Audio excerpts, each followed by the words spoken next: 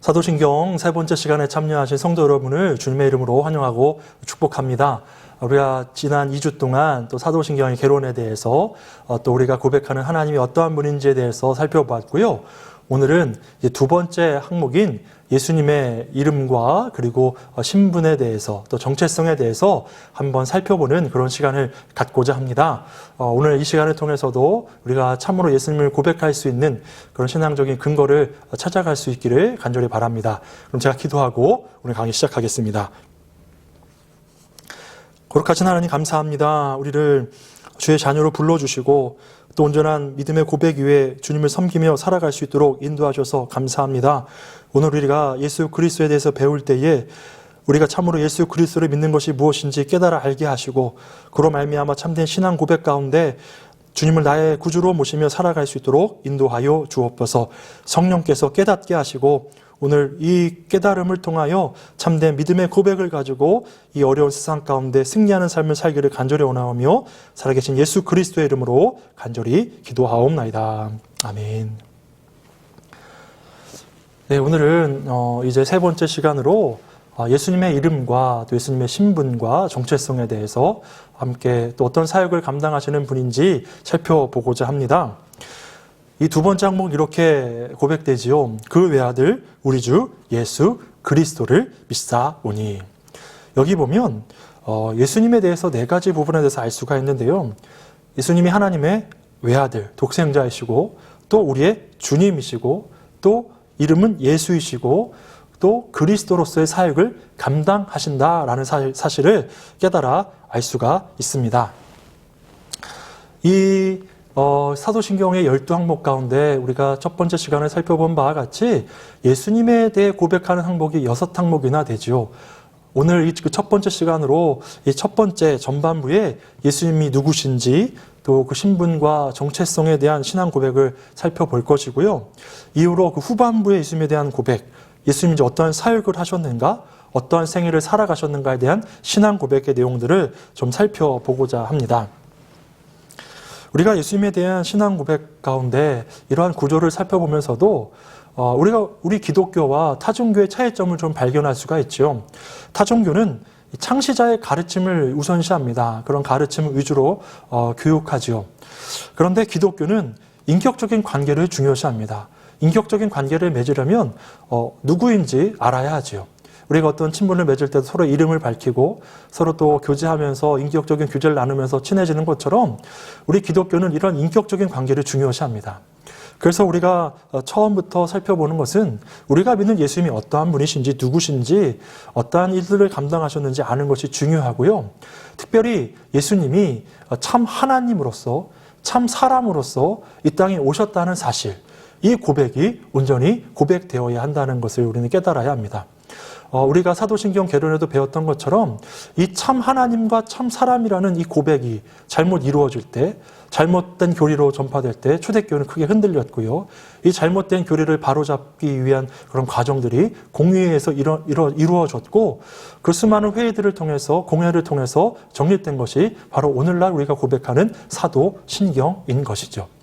참 그들이 이거 정립하기까지 많은 또 갈등들도 있었고요. 충돌도 있었고요. 많은 이당 사상들도 있었지만 그것으로부터 순전한 신앙을 지켜내었다는 사실을 우리는 기억하면서 이 신앙 고백을 참된 고백으로 우리는 인정하면서 고백해야 하는 것입니다.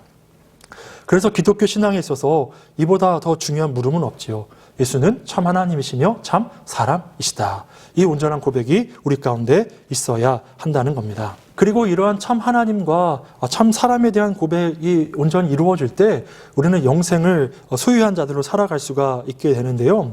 요한일서 5장 20절에 보면 이러한 말씀이 있습니다.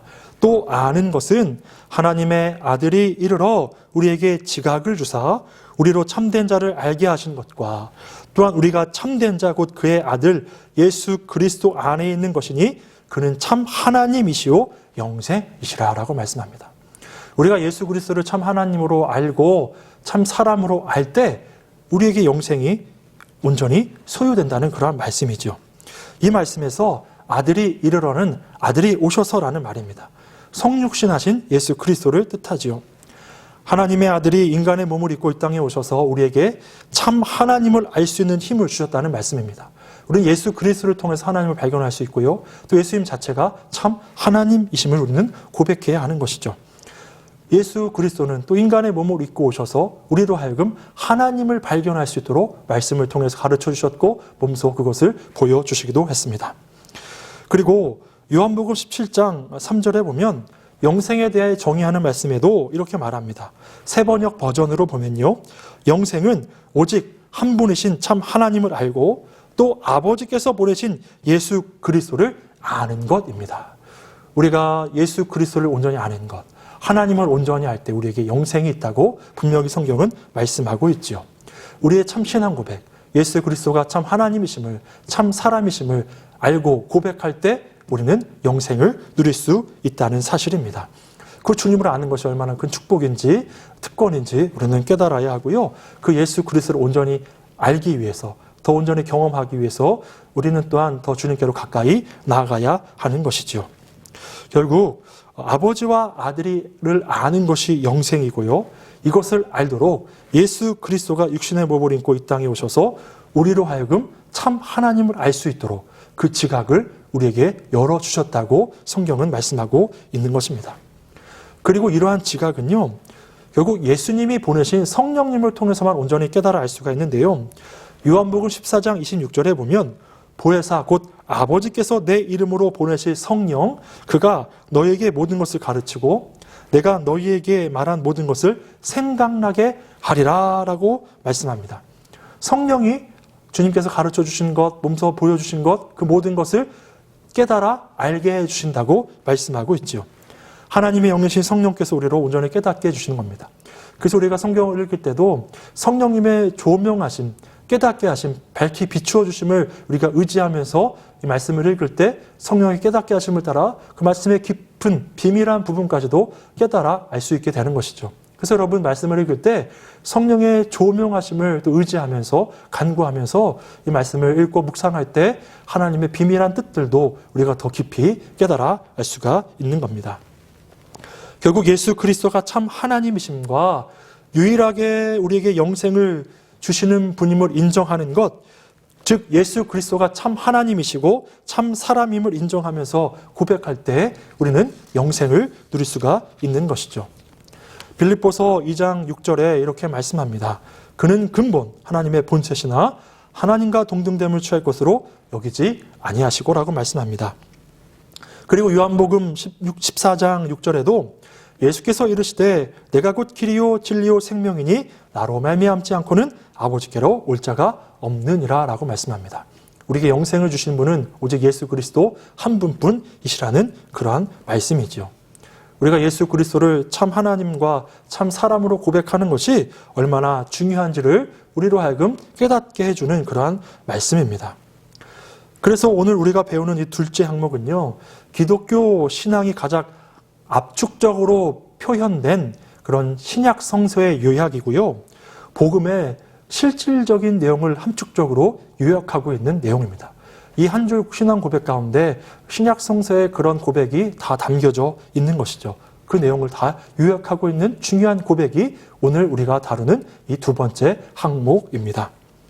그럼 먼저 이 예수님을 부르는 호칭 가운데 어떠한 의미들이 담겨져 있는지 함께 살펴보고자 하는데요. 이 그 외아들 우리 주 예수 그리스도를 믿사오니에는 네 가지 신앙 고백이 담겨져 있습니다. 예수님은 구원자이십니다. 예수님은 그리스도이십니다.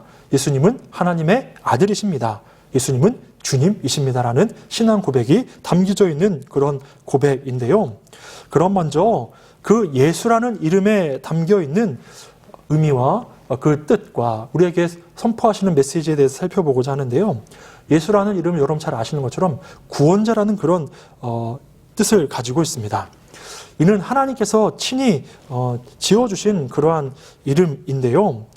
여러분 성경에 보면 마리아가 성령으로 잉태하였죠. 그때 하나님께서 마리아에게 말씀해 주셨습니다.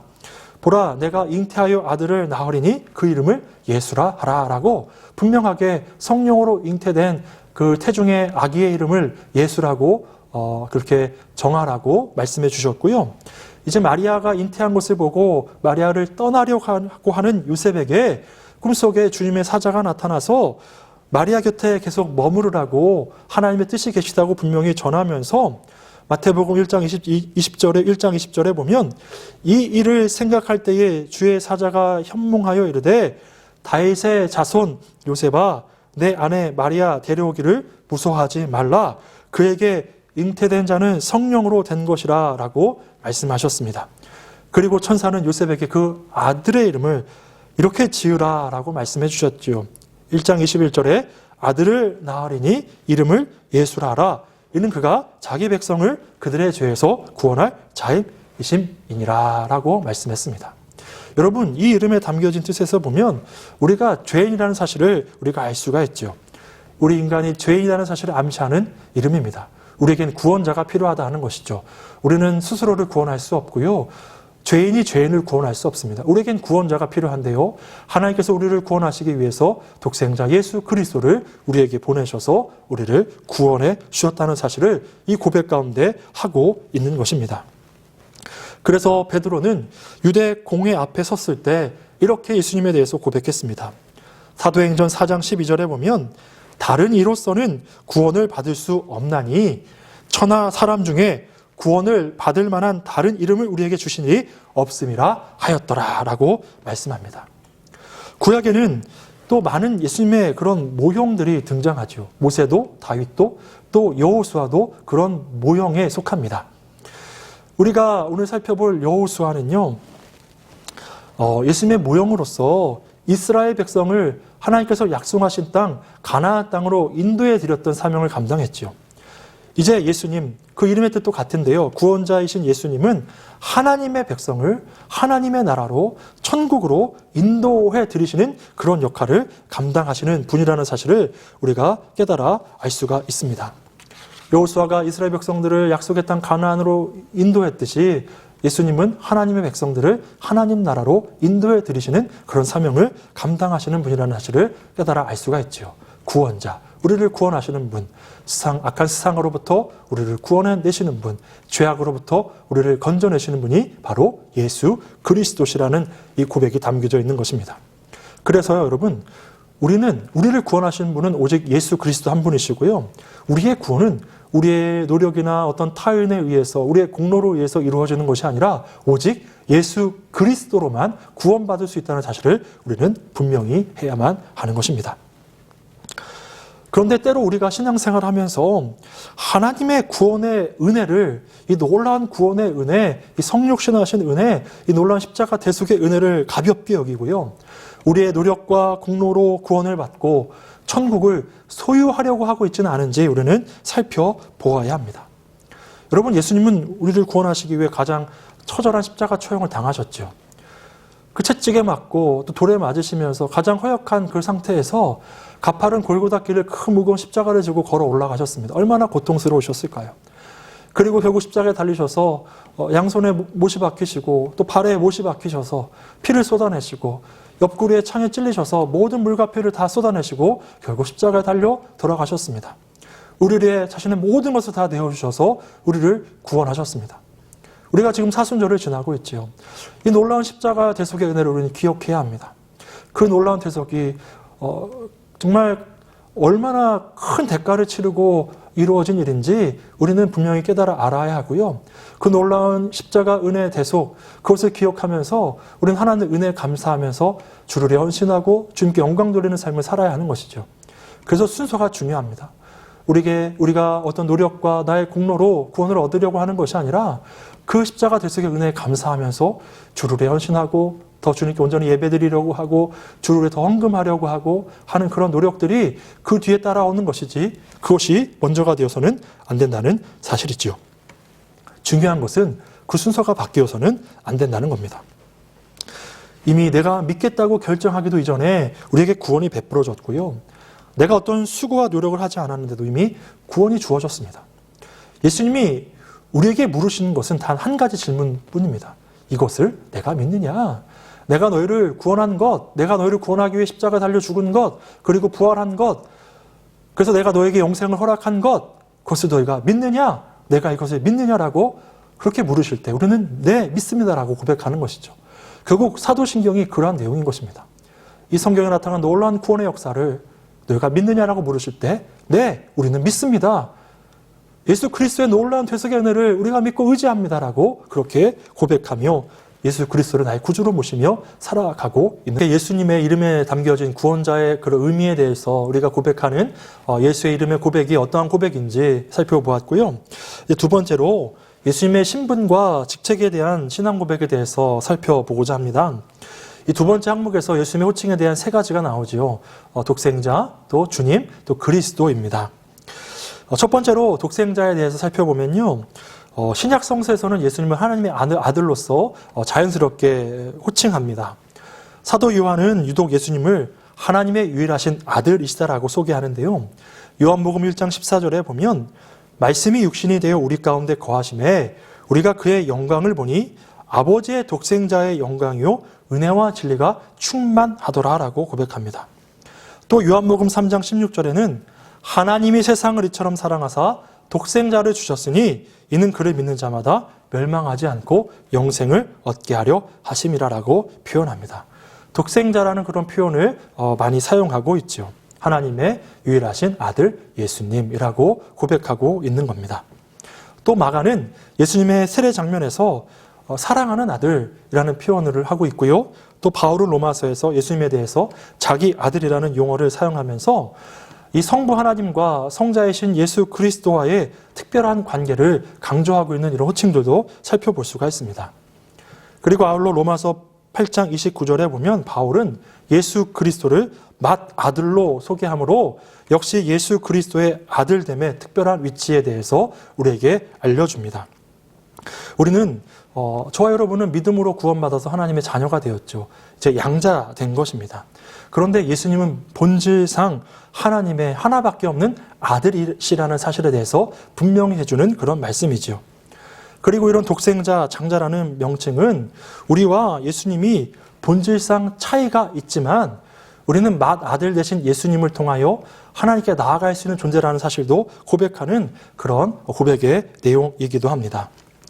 그래서 예수 그리스도의 아들 되심은 그런 독특한 지위와 위치를 갖고 계시지만 결국 예수 그리스도를 통하여 하나님의 자녀의 신분이 회복된 양자된 자들을 하나님과 연결해주는 그런 통로로서 대표성을 가지신 분으로서 우리를 하나님과의 관계를 열어주시는 참 아들, 독생자 예수 그리스도로서 고백하게 하시는 것이죠. 그 역할을 감당하시는 분이 바로 예수 그리스도시라는 사실입니다. 그리고 이 독생자라는 그런 표현 속에서 이단에서 발견하는 예수님을 폄하하거나 부인하는 그런 고백들로부터 이 예수님의 온전한 하나님의 아들이시라는 사실에 대해서 고백하게 만드는 그런 근거를 제시해주는 용어가 바로 독생자라는 이런 명칭인데요. 예수님께서 단지 하나님의 영을 불어넣으신 특별한 사람이라고 했던 가연설에 대해서 이 독생자라는 이 고백이 우리가 그것이 잘못된 고백이라는 것을, 교리라는 것을 알게 해주는 대목이기도 합니다. 그리고 예수님은 천사장도 아니고 모든 피조물 가운데 가장 훌륭하고 첫째가는 존재도 아닙니다. 다른 인간들에 비해 엄청난 능력을 가지셔서 의례적으로 그런 신적인 존재로 불려지는 그 어떤 능력 때문에 신적 존재로 불려지는 그러한 분도 아니라는 사실을 우리는 발견하게 됩니다. 예수님을 우리가 독생자로 부르는 것은요, 하나님의 하나밖에 없는 아들이라는 뜻이 아니라 영원 전부터 하나님과 독특한 관계를 가지고 계신 존재라는 것을 우리로 알게 해주는 겁니다. 동등한 신성을 가졌지만 그러나 어떤 역할에 있어서 그런 아들로서 하나님과 독특한 관계를 누리신 그런 분이라는 것, 삼위일체 관계 가운데 태초부터 영원 전부터 그런 존재로서 하나님과 동등되시고 어떤 하나님의 아들로서의 역할을 감당하신 그런 예수 그리스도시라는 사실을 우리로 알게 해주는 대목입니다. 즉 하나님과 동일한 신격을 가지신 신적인 존재라는 것을 우리로 하여금 고백하게 하는 것이죠. 이 독생자라는 고백에서 우리는 예수님이 삼위일체 하나님 가운데 한 분이시라고 고백하고 있는 것입니다. 하나님과의 독특한 그런 관계를 가지신, 그런 어떤 역할에 있어서는 하나님의 아들로서의 역할을 감당하신, 하나님과 동등한 본질을 가지신 분이라는 사실에 대해서 우리는 고백하고 있는 것입니다. 이 부분에 대해서 니케아 신조에서도 325년에 정립되었던 니케아 신조에서도 하나님과 예수님이 동일 본질이시라는 것을 분명히 언급하고 있죠. 이 독생자라는 이 한 명칭에서 정말 그러한 깊은 의미가 담겨져 있다는 사실을 우리는 깨달아야만 합니다. 우리가 두 번째로 또한 살펴볼 것은요, 예수님을 주님이라고 고백하는 그러한 고백인데요. 이 주님이라는 말은 고대 사회에서 일반적으로 많이 사용되었던 용어입니다. 이집트와 바빌론에서도 왕에 대해서 주라고 표현하기도 했고요. 또 셈족 계통의 그런 나라들에서 자신들의 왕을 주라고 표현하기도 했습니다. 그리고 모든 백성과 노예들은 그 주에게 속했다고 여겼습니다. 특히 이집트와 셈족 국가들에서 이 종교적으로 주라는 그런 표현은요, 그들에게 있어서 최고의 존재로서, 신적인 존재로서 자신들의 삶과 죽음을 좌지우지하는 자로서까지 여길 정도로 굉장한 신격 그런 위치를 가진 자라고 여기면서 살아왔음을 우리는 고대 문헌들을 통해서 살펴볼 수가 있는데요. 그리고 예수님 이전에 약 100여 년 전의 헬라 시대에도 백성들은 황제를 키리오스, 주라고 부르게 하였음을 살펴볼 수가 있습니다. 구약 성서에도 하나님을 향해 주님이라고 표현하는 것을 여러 군데에서 살펴볼 수가 있는데요. 이스라엘 백성은 자신들을 애굽에서 건져내신 분을, 하나님을 주님이라고 고백했습니다. 자신들을 주관하시는 분, 섭리 가운데 인도하시는 분, 자신들을 건져내신 분, 이끄시는 분, 주님이시라고 하나님의 주권을 인정하면서 고백한 내용을 살펴볼 수가 있고요. 자신들을 다스리시는 주님이 온 땅과 하늘에 속한 모든 것을 다스리고 계신다고 고백하는 내용을 우리는 그들의 고백을 통해서 출애굽한 이스라엘 백성들의 고백을 통해서 살펴볼 수가 있지요. 그리고 오늘날 우리가 성서를 읽다가 주님으로 읽게 되는 부분들이 원래는 이 야훼로 기록되어 있는 경우가 많습니다. 이는 후기 유대교로 오면서 이들이 하나님의 이름을 부르는 것에 대해서 굉장히 두려운 마음이 있었죠. 그 거룩하신 이름을 함부로 부를 수 없다고 생각했기 때문에 이 야훼라는 명칭 대신에 주님이라는 그런 명칭을 사용했습니다. 그래서 디아스포라 유대인을 위해서 72역을 번역할 때 하나님의 이름을 부르지 않고 대신에 주님이라는 호칭을 대신 사용한 경우들을 이 번역본에서 많이 살펴볼 수가 있지요. 그리고 신약 성경에서도 구약에서 하나님을 직접 인용하여 기록한 경우에 주님으로 부른 경우가 많이 등장합니다.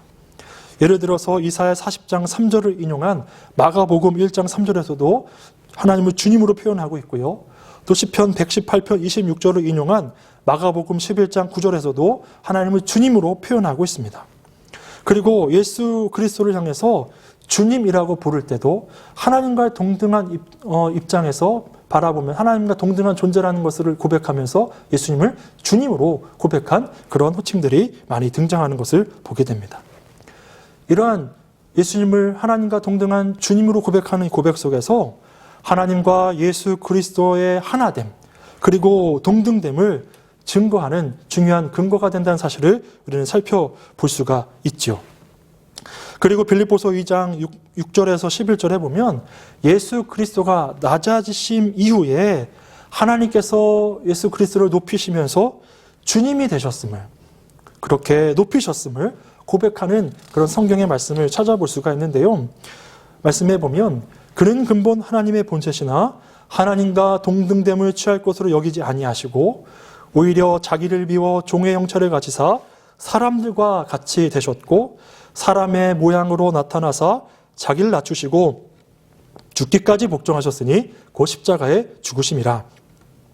이러므로 하나님이 그를 지극히 높여 모든 이름 위에 뛰어난 이름을 주사 하늘에 있는 자들과 땅에 있는 자들과 땅 아래에 있는 자들로 모든 무릎을 예수의 이름에 꿇게 하시고 모든 입으로 예수 그리스도를 주라 시인하여 하나님 아버지께 영광을 돌리게 하셨느니라 라고 그렇게 말씀하시는 내용이 나옵니다. 예수 그리스도, 낮아지신 예수 그리스도를 이제 모두가 주님으로 고백하게 하셨다는 겁니다.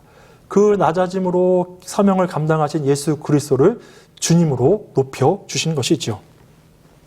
여기서 주목할 만한 사실은요, 신약에서 예수님을 주님으로 지칭하는 경우에 신약의 예수님과 구약의 하나님이 동등시 된다는 점입니다.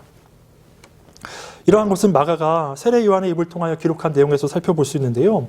이 세례 요한이 고백할 때 주님의 오실 길을 예비하라라고 했습니다. 바울도 로마서에서 내가 만일 내 입으로 주라 시인하며 또 하나님께서 그를 죽은 자 가운데서 살리신 것을 내 마음에 믿으며 구원을 얻으리니 유대인이나 헬라인이나 차별이 없음이라 한 주께서 모든 사람의 주가 되사 저를 부르는 모든 사람에게 부요하시도다. 누구든지 주의 이름을 부르는 자는 구원을 얻으리라 라고 고백하고 있는 그런 말씀을 우리는 찾아볼 수가 있습니다. 결국 우리가 예수님을 부르는 것은요, 하나님을 부르는 것이고요, 예수님을 주님으로 부르는 것도 하나님을 주님으로 부르는 것과 동일하다는 그런 의미입니다. 그리고 예수님의 부활 이후에 많은 믿음의 사람들이 예수님을 더 주님으로 고백하고 있죠. 부활하셔서 우리에게 영생을 허락하신 주님이라고 온전히 고백하고 있는 그런 내용들을 살펴볼 수가 있고요.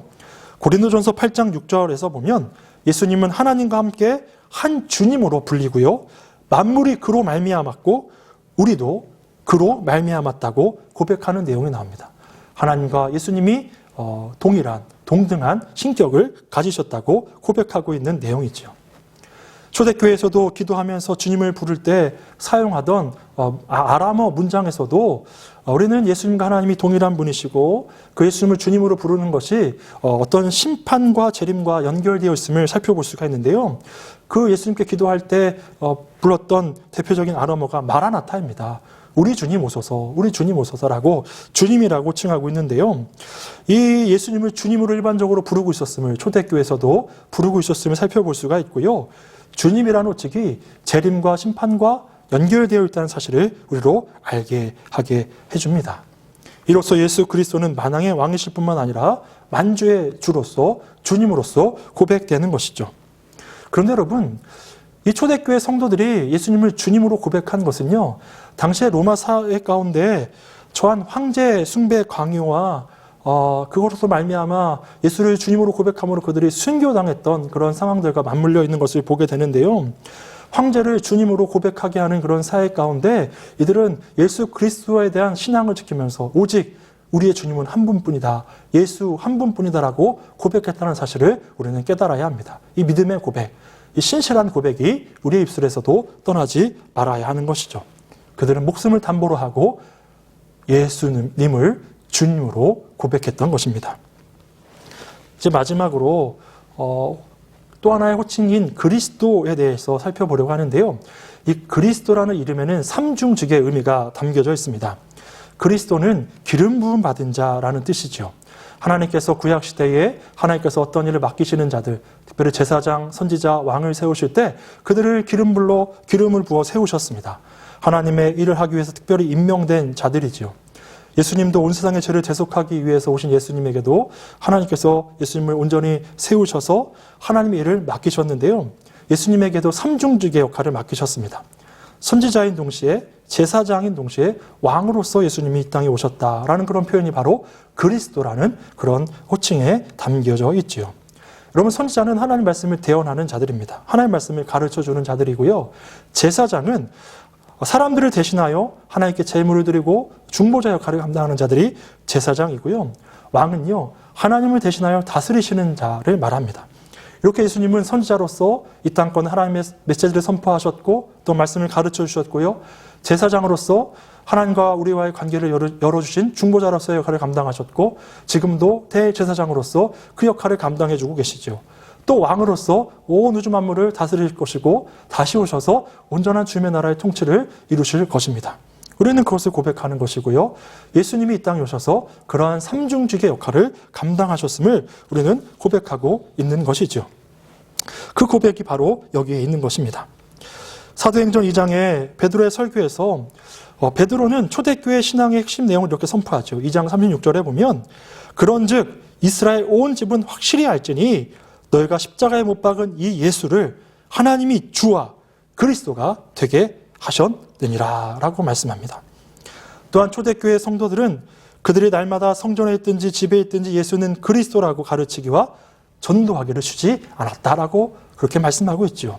예수 그리스도가 이 그리스도로서의 사역을 감당했다는 것을 가르쳐 주었다는 겁니다. 바울도 회심한 이후에 다메섹에서 유대인들을 향해 예수는 그리스도라라고 증명하였지요. 사도행전 9장 22절에 보면 사울은 힘을 더 얻어 예수를 그리스도라 증언하여 다메섹에 사는 유대인들을 당혹하게 하니라라고 그렇게 고백했음을 우리가 알 수 있습니다. 모든 믿는 자들이 예수님은 그리스도라고 고백했습니다. 선지자요, 제사장이요, 왕으로서 오셔서 그런 역할을 감당하셨다고 고백하는 것이죠. 하나님이 보내셔서 그 역할들을 맡기셨고 감당하게 하셨다는 겁니다. 그만큼 그리스도라는 칭호를 얻는 일은 아무에게나 해당될 수 있는 일이 아니었습니다. 그리고 메시아를 대망하고 있던 유대인들에게는 이 그리스도라는 고백이, 이 메시아라는 고백이 굉장히 민감한 사항이었지요. 그래서 신약 성경에 보면 유대인들은 예수님에게 당신이 메시아가 맞습니까? 그리스도가 맞습니까? 라고 그렇게 수없이도 많이 질문했던 것을 우리가 살펴볼 수가 있습니다. 당시의 메시아 사상은 일관되지 못했고요. 정말 다양한 해석들이 넘쳐났습니다. 본래 구약 성서에서의 메시아 대망은 구원을 가져올 자를 기대하기보다 하나님의 통치를 그들이 기대했던 그런 메시아 사상들이 있었던 반면에 점차 신약 시대로 오면서 제사장과 선지자의 왕으로서 그런 하나님의 기름 부음을 받은 자를 들어서 지상에서 하나님의 통치를 대행할 자로서의 왕을 그들이 고대하면서 그러한 메시아 사상을 그들이 가지고 있었죠. 이러한 당시의 메시아 사상은 다양한 형태로 전개가 되었는데요. 젤롯 당, 이들은 급진적인 자들이었죠. 유대인들이었는데요. 이들은 정치적이고 민족적인 해방을 이룰 자를 메시아로 생각했고요. 또 랍비들은 새로운 율법을 그들에게 전해줄 율법 교사를 메시아로 생각했습니다. 이 외에도 메시아에 대해서 예언자로, 또 재림할 엘리야로 다양한 형태로 메시아를 대망하는 사상들이 혼재되어 있었습니다. 예수님이 오실 당시에 그랬었죠. 이러한 유대인들의 다양한 사상은 복음서에 참 잘 드러나 있습니다. 자신들의 관심사에 따라서 예수님을 평가하고 판단하는 내용들을 살펴볼 수가 있지요. 그래서 예수님께서 제자들에게 사람들이 나를 누구라고 하느냐라고 물어보셨을 때 제자들은 이르되 더러는 세례 요한, 더러는 엘리야, 어떤 이는 예레미야나 선지자 중에 하나이다 라고 답하였음을 보고 있습니다. 유대인들이 생각하는 메시아가 이런 모습들이었던 것이죠. 이렇게 유대인들 사이에서 이런 메시아 사상이 혼재되어 있었습니다. 그런데 여러분, 예수님은 자기 스스로 자신이 메시아라고 선언하신 적이 없습니다. 간접적으로 말씀하셨다면 예수님이 자신이 메시아였다고 판단할 수 있는 일은요, 간접적으로 전하셨다고 할 수 있는 그런 부분은 예수님이 공회 앞에서 대제사장의 신문을 받으실 때 대제사장이 예수님께 내가 하나님의 아들 그리스도인지 우리에게 말하라라고 묻자 예수님께서 내가 말하였노라 라고 그렇게 답하셨죠. 네 입으로 이미 고백했다고 그렇게 말씀하신 겁니다. 그리고 가이사랴 빌립보에서 예수님이 제자들에게 너희는 나를 누구라 하느냐라고 물으셨을 때 베드로가 주는 그리스도이십니다 라고 고백했다는 사실을 우리는 잘 알고 있습니다.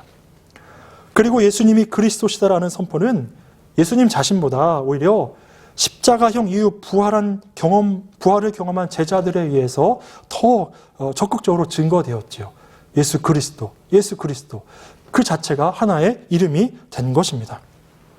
그렇게 예수님은 우리를 구원하시기 위해서 그리스도, 제사장으로, 선지자로, 왕으로서의 이 삼중직의 사명을 감당하셨습니다.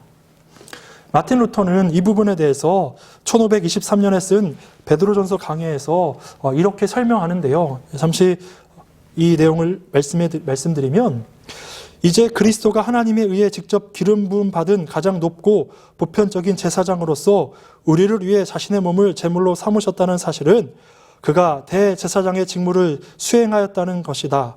이에 따라 그는 십자가 위에서 우리를 위해 중보를 하셨다. 세 번째로 그는 복음을 선포하셨고 모든 사람을 가르치셨으며 하나님과 자신을 알리셨다. 이 세 가지 직무를 우리에게 주셨다.